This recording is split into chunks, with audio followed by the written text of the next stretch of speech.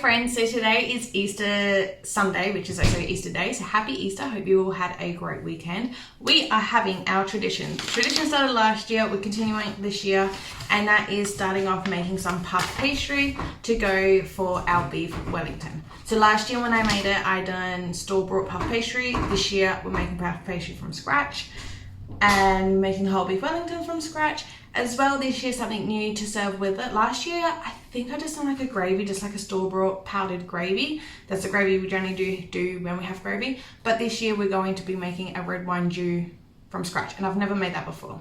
So let's start with this puff pastry because that has to chill in the fridge for a couple of hours before we can use it.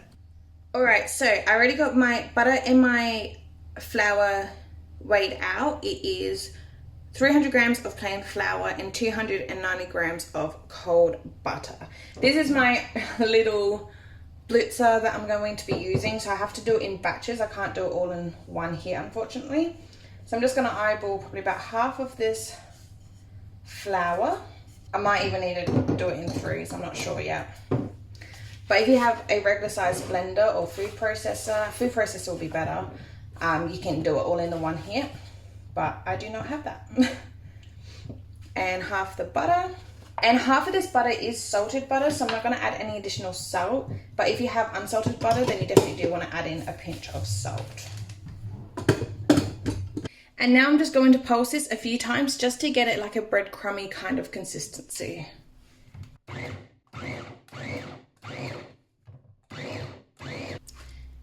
And now you see that all those little chunks is all the butter, so that's perfect. And we want to make sure this stays really cold. So I've got a stainless steel bowl here, and then when we add our ice cold water, that's going to help to keep this mixture nice and cold. See those chunks? Perfect. It doesn't have to be too fine because those chunks of butter is going to be absolutely delicious. So I've just repeated the exact same process with the remaining flour and butter, just get it all combined, and then I added it into the same bowl that I already done. And again, if you had a proper full size food processor or a blender or something, just do it all in the one here. It's just purely because my little gadget is a bit too small. Here I'm making up some ice water, so ice cubes filling up with cold water, and I think I used probably about 5 to 6 tablespoons. Too much, definitely use less, work with less first, and then add in some more if needed. Even before I already tested it, I was adding more. That was a silly mistake, but that's okay. We'll go through this. Also, I wanted to quickly mention, I was saying this is a puff pastry. The recipe titled this as puff pastry, and I think it was about this step. It clicked to me, but I never actually said it in the video, is this ain't puff pastry. This is, I don't really know what pastry, but it's definitely not a puff pastry. All right, so I have definitely made this too wet. It's just too tacky and stuff. So, just more flour. And now I'm just gonna keep going between flour and water until it's the good, right consistency. We're looking for just like a nice solid dough, so we don't want it crumbly, but we also don't want it like sticky, we don't want it hard.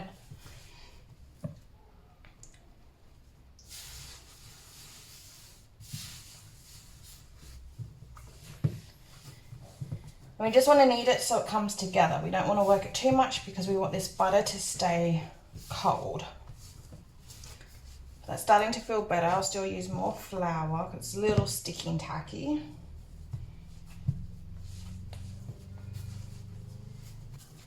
All right, I think that's okay. It's still a little soft, but we're gonna roll it out and we're gonna be having a lot of flour in between folding up the layers as well.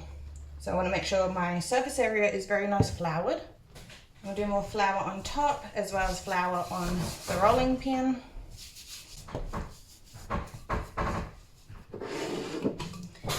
And we're just going to roll it out to a rectangle for a nice even thickness. Now I've got that pretty nice and even and thick, I'm just going to lightly coat it with some flour. It's a bit thinner in this corner, but should be okay. And I'm going to take it and fold it about 3/4 up. And with this excess flour, just put it on top of each other. And then with this excess flour, we're just going to wipe it so then when we fold it again, it doesn't stick. I'm going to cut this bit off just because I rolled it too far up to my tile, and with my rolling pin I couldn't get to it. This is definitely thick and this is a bit thin, and it's a bit of a roundness to it as well, so that's okay. And we got plenty. Might cut that off too. We do have plenty here to work with. I'm just using this excess flour that I already have around to dust on that, just so our layers don't stick. Fold that down. Dust with flour, and then we will do 1/3 of a fold and another 1/3 of a fold. And now this can go into, so like that, and now this can get glad wrapped, chill in the fridge for a couple of hours, and this way when we're ready to use it, we can roll it out and it shouldn't hopefully be stuck to each other, and we can roll it out quite easily. Alright, so I got my meat here. This is a eye fillet. It is a bit on the skinny side, if you can tell. I would have preferred something a little bit chunky, but I left my shopping last minute and this was the only cut of beef. I wanted an eye fillet. If I couldn't have gotten the eye fillet, I would have just opted for just a roast and then cut out this shape. But even just regular roast, there was none. This is literally the only thing they had in the store, and that's okay. It's a little bit thin, but she'll be fine.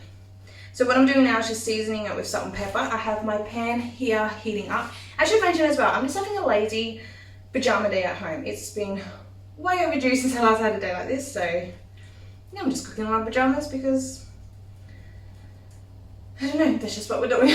What I've also done here is not only have I seasoned the top of my meat, I've also seasoned salt and pepper on the board here, so then I can just pick it up, kind of roll it all around to get all the seasoning. Rather than dabbing it in and then rotating the meat and washing my fingers and dipping it in, we'll just do it on the board. And there we go. All nicely seasoned. Now we'll wait until this is hot. And when this gets hot, we'll put in some olive oil, and all we're gonna do is sear this meat. We do not wanna cook it, but we do wanna sear it and get a nice color that's gonna give us nice flavor. So while I'm waiting, I'm gonna wash my fingers and I'm gonna get some mustard out. Normally you'd want like a pastry brush, because as soon as this comes off of the heat, we wanna brush it with mustard. I don't have a pastry brush, so I don't know, I'll probably just use back for teaspoon. I'll figure it out, but I know I have it, I just gotta go find it in my cupboard, because that is a mess. We have to, I'm overdue for a pantry clear out, I think. Well, not even clear out, it's more so like organization. But anyhow, I'll wash my hands first. Alright, so this pan is starting to smoke and is nice and hot. We're gonna put in a decent amount of olive oil.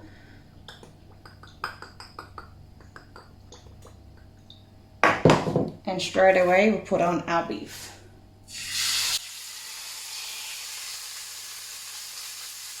And we just want to sear it. So now searing this beef, it took probably about a minute, this whole process. This was on a very high heat, as you can tell with the smoke, and I was just using the side of the pan to help get the colour on all of the sides. But I quickly want to mention back to the pastry is puff pastry has a solid piece of butter, and you fold it and roll it and fold it and roll it. So it has those layers that will puff up and give you the flaky pastry that we know as puff pastry. I wish I did do a proper puff pastry for this, but it's okay. We done a, I don't know what pastry, and it was still delicious. Alright, another word I don't know how to pronounce. We are now going to start the dough, I don't know, the mushroom filling. I'm so bad at knowing the words, but that's okay. So we're going to start the mushroom filling. Let's leave it as that. These are pretty clean mushrooms. These are just white button mushrooms. I'm going to remove the stalks. We will use the stalks, but I'm just going to peel these mushrooms. So they're very easy to peel. These are already nice and clean. If they had like a lot of muck and dirt on, I'll grab a paper towel and wipe that off. And I'm not being extremely fussy with it either, so I don't know exactly how much we're going to use. Probably this whole container, to be honest, which is, I don't know. I'll let you know once this all blitzed down. I'll let you know. But it all depends as well on how big of a Wellington you're going to be making. So mine is going to be quite small. Well, it's kind of long but skinny. And we just need enough, so once this is all cooked down, we have enough of a thin spread but even spread around to then roll around our meat. So, I mean, it really does depend on how big your meat is and how many mushrooms you're going to need, how much prosciutto you're going to need, which we are doing the prosciutto version, which is Gordon Ramsay version. I know a lot of people use like pancake or crepes to roll it around, but we're going to be using prosciutto. Alright, we'll bring our chopper back around. Hopefully, I might, you know what, I'll just cut these up a little bit just because, again, my appliance is quite small. Hopefully I can get these all in the one go. So just to make it fit, we'll chop these up. And I usually got 3 small cloves of garlic. And you can most definitely cut this all up by hand. That's what I've done previously. But I got this tool. It's going to be a lot more quicker and easier. So I decided to use it today.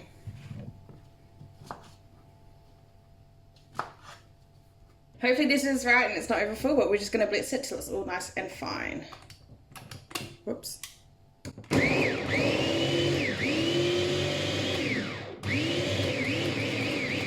Okay, that's over full.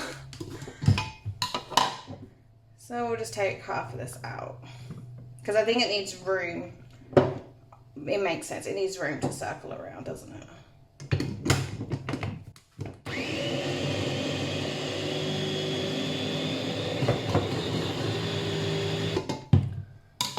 Starting to think it'll be easier to do this by hand. There's so much moisture. Okay.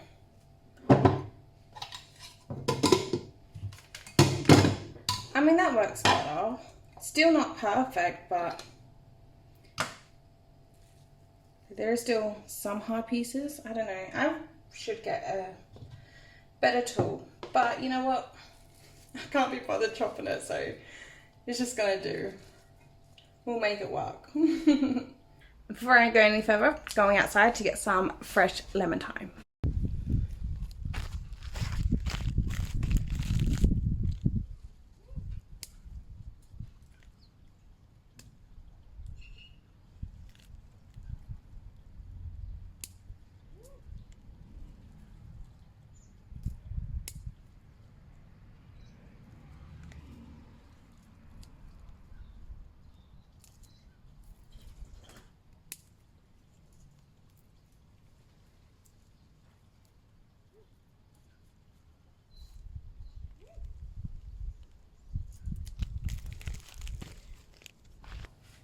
This lemon thyme, I don't even need to put it near my face. It just smells incredible. It is an evergreen in my area, so I have it fresh in my garden all year round.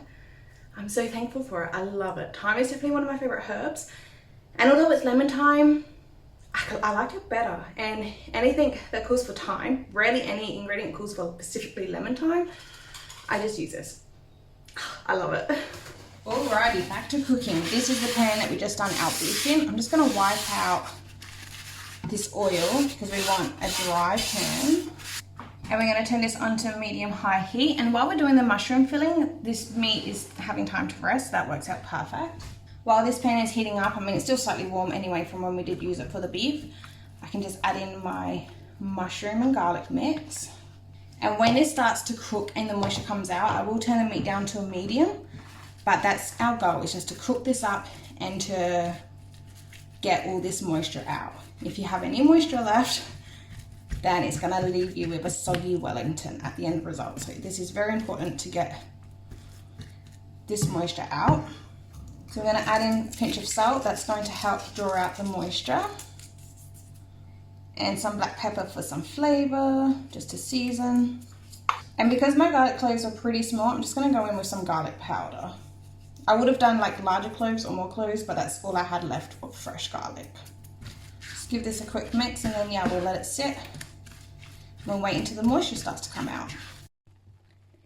So you can see right there, this is the moisture starting to come out. Once it kind of comes across like that with all the pan, then we'll let it sit for probably a minute or so and then we'll give it a mix. Now, I did forget to add the thyme. I completely forgot I had it. It didn't really matter in what section you do add it. I don't think it matters too much anyhow. So as soon as I realized, I was just picking the leaves off and adding it to this mixture. And you really want to make sure to get all this moisture out. I thought just judging it by the bubbles was getting it out. It could have went about, I don't know how longer, but a few minutes longer. Here I'm just also figuring out which way is the best direction for me to set up my Glad wrap, because we're going to lay down the prosciutto, which is the very first layer to get this beef Wellington assembled. This prosciutto was from Aldi and it was a super thin one.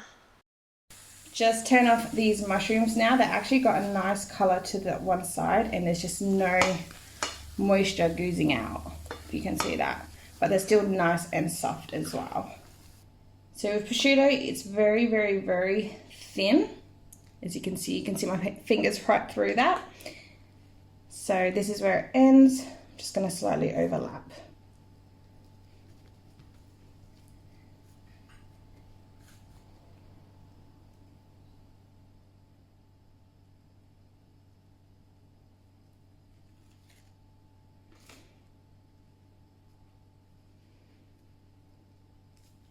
So mushrooms, we're now going to try and make a thin layer to cover this prosciutto. Hopefully we have enough of this as well. But you definitely do want a thin layer of the mushrooms. You do not want that to be too thick. Especially me, because I don't like mushrooms, but when I made this last year, delicious. I should have started at this end because it's overlapping so I could push this way. But that's okay. I feel like the tricky part with this is just to get it even and to not disturb the prosciutto underneath. And now the star of the show, the beef. Oh, that's perfect. We got heaps of room. Alright, I'm not a fan of how the light is at the moment, so I do apologise, but that's a nicer... But this is a nicer look. So we got our prosciutto, our mushroom filling, and the meat. And we got heaps of room on either side to roll it up. With rolling up this beef Wellington as well, it was definitely too much on each side. You don't want too much on the side of the beef. So I did end up taking out, I believe, just one piece of prosciutto from each side and the mushroom filling that was stuck to it. I think I show it in here. You might be able, it might be coming up soon.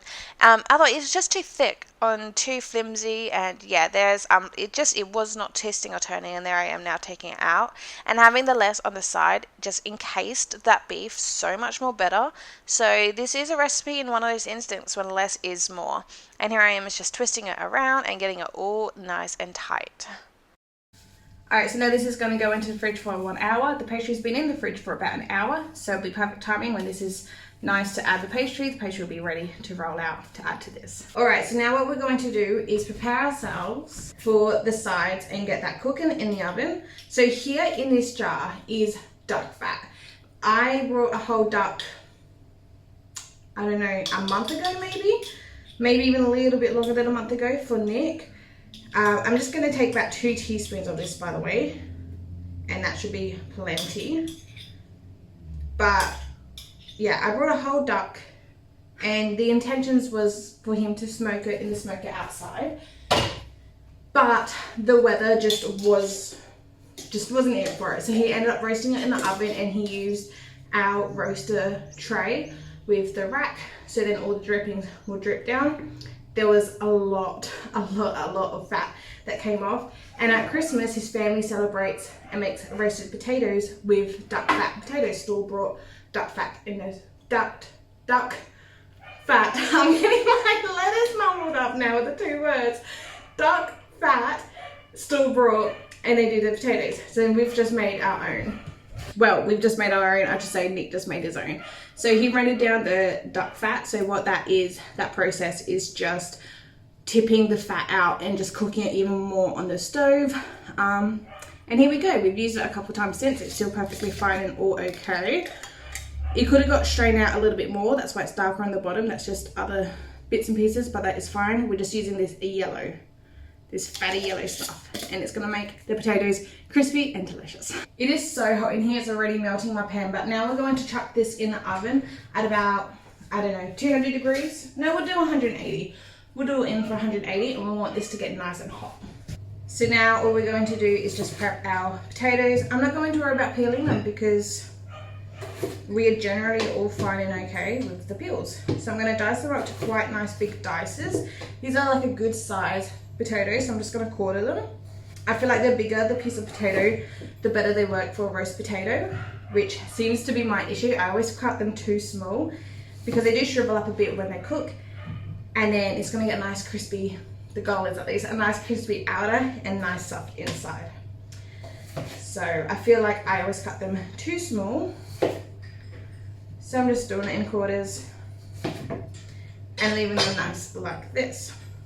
Alright, so I could smell it. Our oil is melted and warm. Well, not our oil, our duck fat. And see, it's just a very nice coating on that tray. Because we don't want it swimming in it, you know? So I'm just going to grab the potato and kind of roll it around each piece.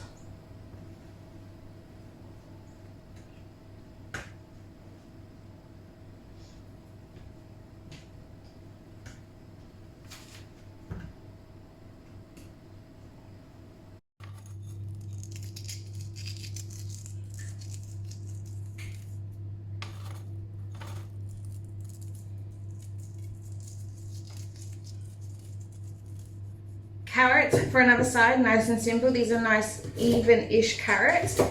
I'm going to slice them once lengthways, again keeping the peels on, it doesn't bother us, and that's it. I will chuck them, cover them with some water. Actually no, they can start cooking with the potatoes. I'm not going to put them in the same container as the potatoes because one, I don't want to overcrowd that potato. If it's too overcrowded, we're not going to get a nice crispy exterior. And I just don't want duck fat on all the vegetables. I'll just keep that special for the potatoes. The carrots, they can have a bit of oil, salt, pepper and garlic powder. So we would get a different container for the carrots. And cooking carrots, I always feel like I always undercook them. Because you think they don't take long to cook. They do take some time. And while I'm here, I'm going to finely dice some shallot. I did buy 2 of this size. It's quite small. Except unfortunately one of them's no good. So we're down with 1, but that's fine. And this is going to go for our red wine stew, which I've never made this before. And I'm really excited. So I'm just going to finally chop this up. If I had fresh garlic, I'll do the same thing, but unfortunately we have to now go for garlic powder. I mean, which is fine, it's still going to be delicious, but just for special meals and recipes like this, I kind of wish that I did keep some fresh garlic, but that's okay.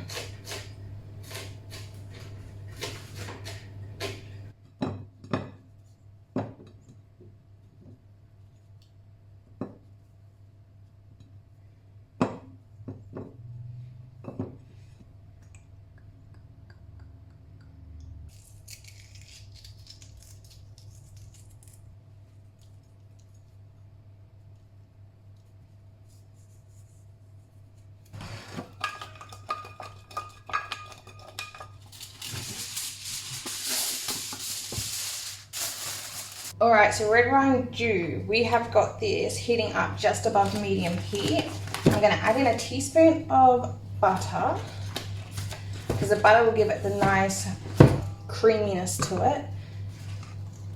So we're going to add some now, and then we're also going to finish with some as well. So that's like a heaped teaspoon there. And I'm just going to get another teaspoon ready to finish with, just so then this block can go back into the fridge.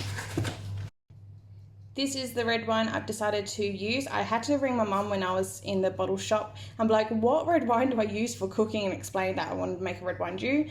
She suggested a Merlot. She said not too cheap, don't go too expensive. This was $16, so hopefully it's okay. I'm not a wine drinker, so I don't know my wines. But if you are a wine drinker and curious, there's some information about this bottle.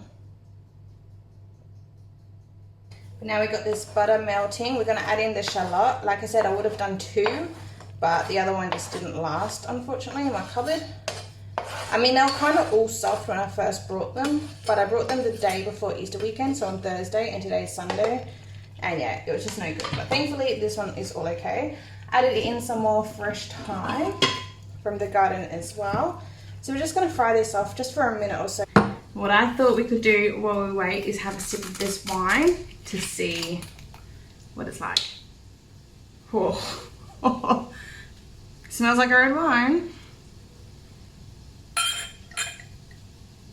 Eesh. I don't know, I wish I was a wine drinker. I don't own a wine glass, that's why I'm putting it in this Glencairn. But yeah, I wish I was a wine drinker because it feels so fancy and bougie and be like, oh, wine. But I'm just, oh, wine. I'm just not. It smells a little sweet, I guess.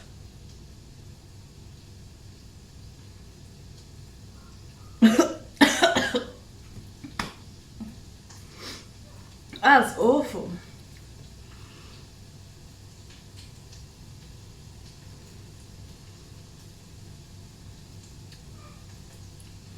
Okay, now I had the first sip and I knew what to expect. It's actually not that bad.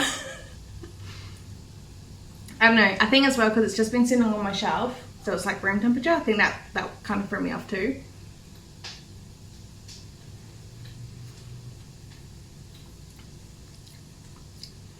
That's actually not that bad. Maybe I'm getting into my wine. Maybe I'm maturing a little bit. Okay, I'm now going to turn the heat down to low while I add the wine because I don't know, that stuff just always tends to scare me. Like, I don't cook on gas, so I don't think it's going to be flaming, but it's still alcohol. And Nick's not home for the just in cases. But we want to add in about 200 ml, so I'm just going to eyeball it. 1 cup is 250, so just less than a cup, I guess.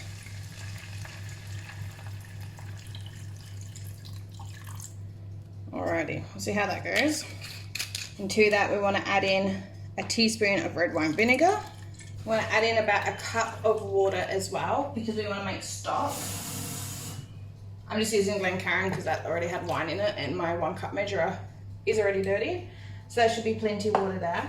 And the reason why I'm doing water and not just stock is because I'm using stock powder. So now here, different brands are different, so definitely read the directions on your stock powder. But for this one, we need 1 heat teaspoon to 4 cups of water. So I'm just going to do almost a whole teaspoon. You know what? I feel like we flavor anyhow. Let's just do like one good teaspoon. That should be plenty. And that's now going to give us beef stock. But yeah, if you had liquid stock, just use liquid stock and no water. And we want this now to reduce to half. So we're just going to let it simmer away. When I get a bit more comfortable, turn the heat up a little bit more. And yeah, we just want it to reduce down to half. All right, decided to be comfortable and bring up the heat again just a little bit past medium. So hopefully I don't start a fire. I don't know, it should be fine. But I'm also thinking, I don't think I seasoned it. I really do not remember, but I don't think I did. So let's just season it now with a pinch of salt.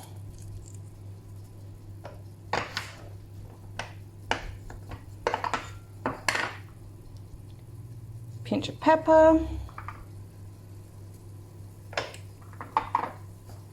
And if I had fresh garlic still, I would also have fresh garlic in the frying stage with the shallot, but I don't, so we just got some garlic powder. As well as probably about a teaspoon of sugar to balance out all those flavors. What we're gonna do is make a corn flour slurry. So what that is corn flour and cold water, adding it to a hot liquid to help it thicken up a little bit.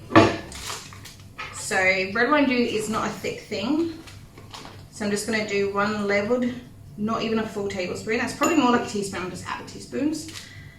And you know what, we'll do a little bit more.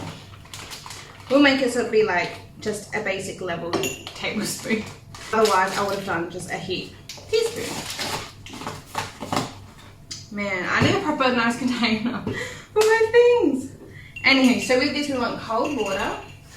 Just added a little dash and that's going to make a paste. So you can see me mixing this, it's just making like a little paste. You can kind of see the bottom of the jar here. I'm just trying to get it all up. And you just tip it straight in.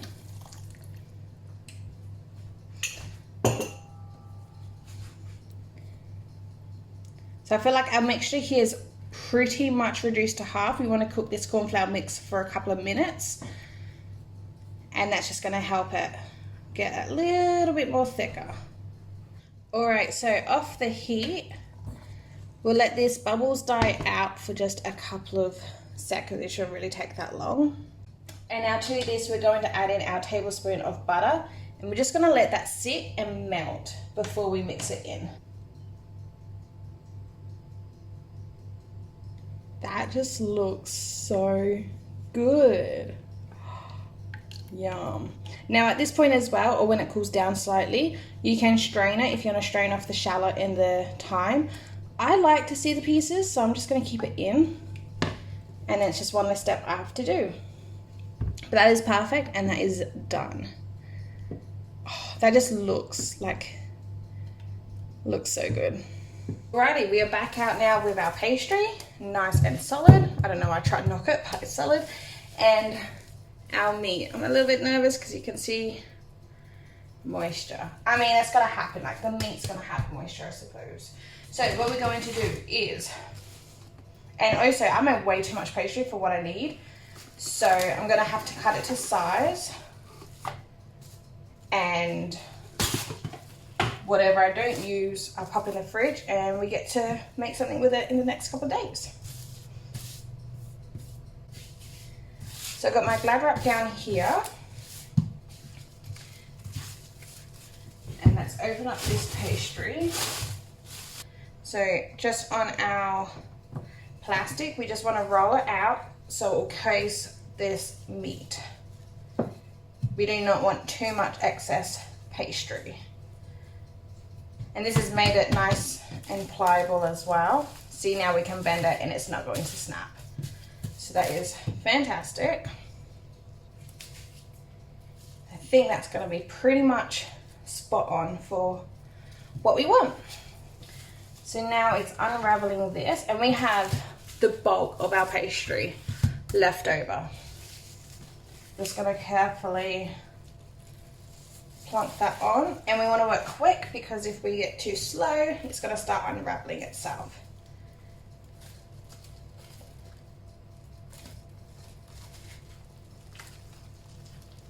Oh, maybe my pastry is a tiny bit short. You know what? I've done this the wrong way. Hang on. I should have my glad wrap this way. Ah, no, it's stuck to me.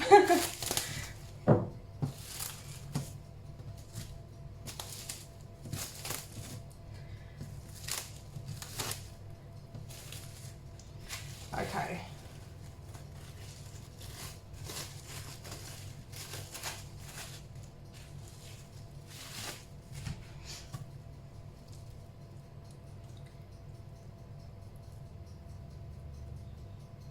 So yeah, fortunately didn't roll it enough. So, oh no. This is just turning out to be a mess. She's getting really thin there, but it's thicker on this side, so let's roll this one out. It doesn't help that it's so hot in here as well, especially with the oven on. That's all right, we'll make do. We'll just have to roll it up and just do it like this. So same process as last time, peeling that back, that plastic, but still using it and pulling the tension. I think we got it okay.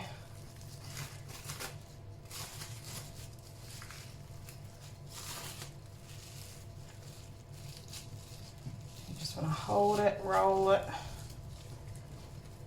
Oh, look at that. We got it right around. Perfect. So now I just need more plastic. This way, because this just is not a wide enough piece of plastic wrap.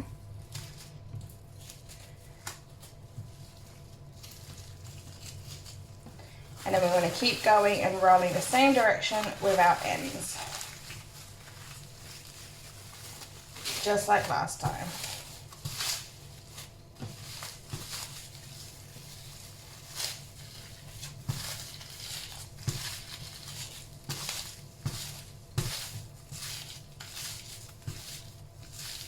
I am so happy we managed to get the pastry right around it. Wow, okay.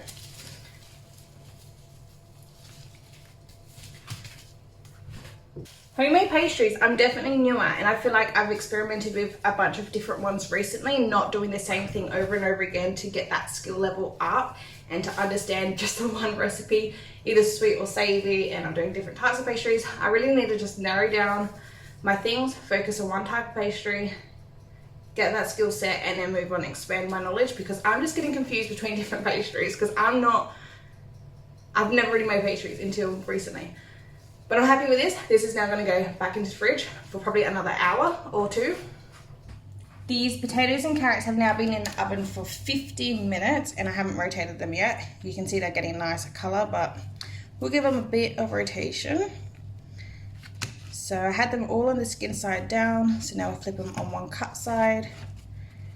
And they'll go in for probably about another 30 minutes. And then I'm going to turn the oven off because we won't be eating for probably about 3 hours yet, just because Nick's still at work and I want to enjoy the smell with him. So we're getting this mainly cooked, and then later tonight when we're ready to eat, I will flip them again on this opposite side for another 30 minutes, and then they should be all nice and reheated and crispy on all sides and things like that. So that's really good. I'm just moving these around to make sure that they're all got a nice layer of duck fat, so they don't become stuck. And because this side of the potato never got seasoned with salt, we will just slightly get them a bit salted. So they're ready to go back in the oven. Carrots, they are still pretty hard. It always, I don't know why, it just always surprises me on how long carrots actually take to cook. So we'll give them a flip, and same thing, they can go in for 30 minutes. And then I think when we reheat them up later, I'll remove this foil so hopefully they get a bit more of a color. And then if I wasn't cooking later, I would then, after 30 minutes, take them out, rotate these, take this off, another probably 30 minutes, and they'll both be done. But instead I'll just turn off the oven and leave them in the oven. That will be completely fine. Alright, so we're back home. I just beated up an egg in here. I'm just gonna have to probably use the fork and my fingers to spread it on. I got the oven on at 190 degrees Celsius, and I got everything just heating up. And now we got this one. So we'll unroll. We want to work kind of quickly, but be quicker to snip the ends off, I think.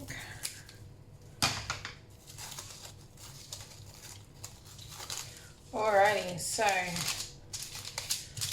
all we want to do is give it a egg wash. This is going to help with just the cooking process and to give it a nice golden crust.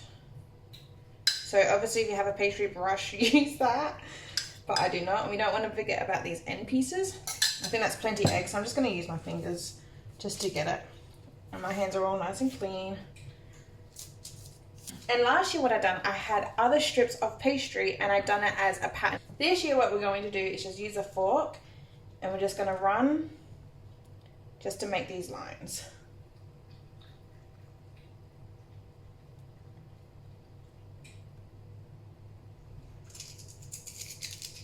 And salt the top.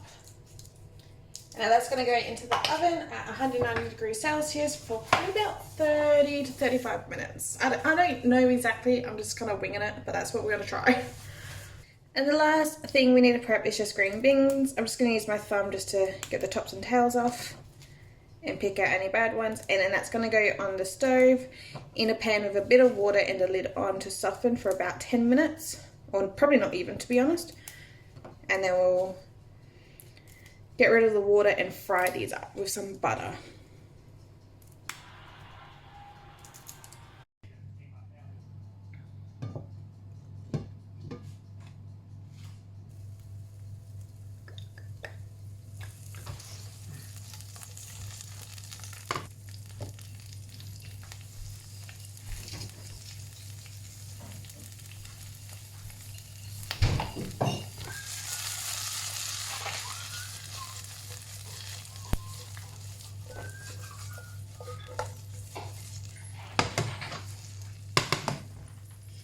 Alright, so we tasted the potato, delicious. Nick nibbled on the carrot, I think it's delicious. We tasted the bean, delicious. Pork Wellington, not the prettiest, but smells delicious. But unfortunately, if you go on this side, it has completely cracked open. But that's okay. We'll just keep that to the back. I mean, there's cracks at the front too, but she'll be alright. So last year's Wellington was definitely a whole lot pretty. Like, it was pretty and like perfect looking, at least perfect enough for me. I was so proud of it. But that was with store-bought pastry, tasted delicious. This one here, not pretty, homemade, scratch-made pastry, and I'm hoping it's gonna taste delicious. But I'm fine to like lose a bit of the perfect prettiness and putting in the effort of making it scratch-made. And hopefully with years and years to come, I can keep making it scratch made and it'll just get more prettier and prettier till last year's store-bought pastry one. Hey friends, so this is current time. I've just now edited the video and I must have accidentally deleted some footage again, or I don't know what happened, but I can't find me serving up the food, the dinner. I can't find me cutting into the Wellington. I can't find my outro, and I know I filmed all that. I remember filming all that, and again, obviously this is from Easter dinner, so it's a while ago. I am a little bit behind still with my videos, so it is very possible that I just accidentally deleted it. But otherwise, dinner was delicious. I'll insert a photo here. The photo does not look good because we ate so late at night due to work commitments, and I wanted to have this meal together with Nick and I. So it was delicious. It wasn't as nice as last year's. I don't know if it was the pastry. I don't know. I feel like all components of it just didn't taste as nice. Not like I remembered, at least. So regardless, all the sides though, oh my goodness, they were beautiful. The red wine dew, beautiful. The duck fat roast potatoes, beautiful. The beans, all the sides, absolutely beautiful. And I was very happy with them. And Nick was the same. He still loved the Wellington. I mean, I liked it, but I didn't love it. Last year, I loved it. He still loved it, but he did agree last year's was nicer. But next year, we'll just try again. And yeah, so thank you so much for watching. Please give this video a thumbs up if you enjoyed. Subscribe down below so don't miss out my future videos. I cannot believe as well, the last time I checked, which was like maybe an hour ago, I am 10 subscribers away from 1,000. What? But yeah, thank you so much for watching, and I'll see you guys in my next video. Bye!